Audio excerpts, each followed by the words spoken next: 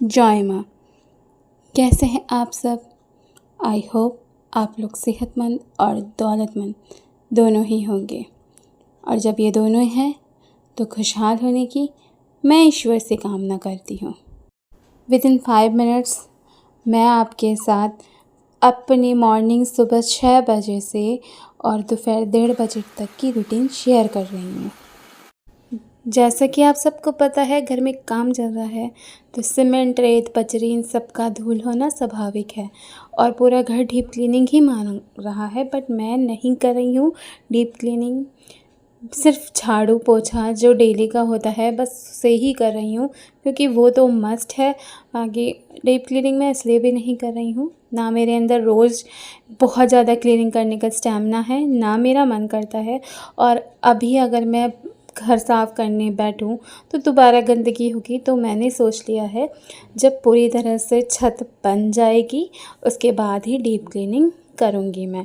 और वैसे भी अभी लास्ट फरवरी टू मार्च मैंने क्लीनिंग अभियान चलाया ही थी अपने घर में, कुछ शेयर भी किया है आप लोगों के साथ, और फिर वही गंदगी हो गई, तो अभी तो मैं नहीं करूँगी। वैसे आज पर्टिकुलर दिन मेरा इवनिंग शिफ्ट था 2 से 8, रात को तो 9 साढ़े 9 बज जाते हैं हैंड ओवर देने के बाद आते हुए।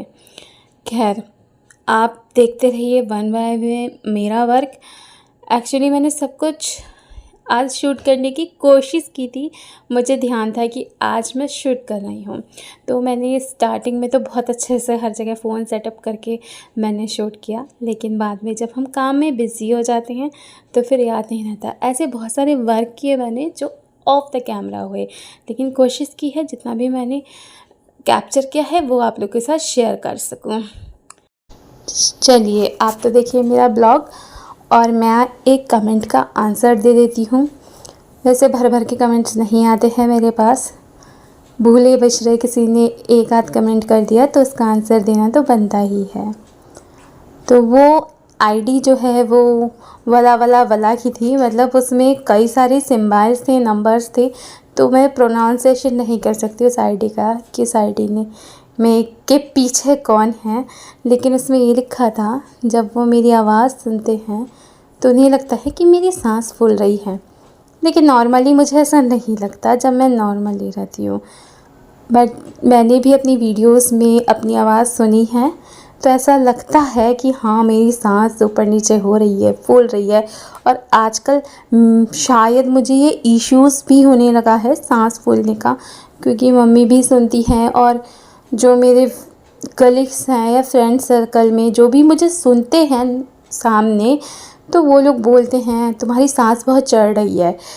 तो मुझे नहीं पता कि ऐसा क्यों हो रहा है मेरे साथ, मुझे कोई प्रॉब्लम नहीं फेस होती, मे बी ये मेरे वेट की वजह से ऐसा होता होगा। चलिए, लीव दिस टॉपिक। अगर मुझे प्रॉब्लम होगी इन द फ्यूचर तो I will absolutely go for the doctor.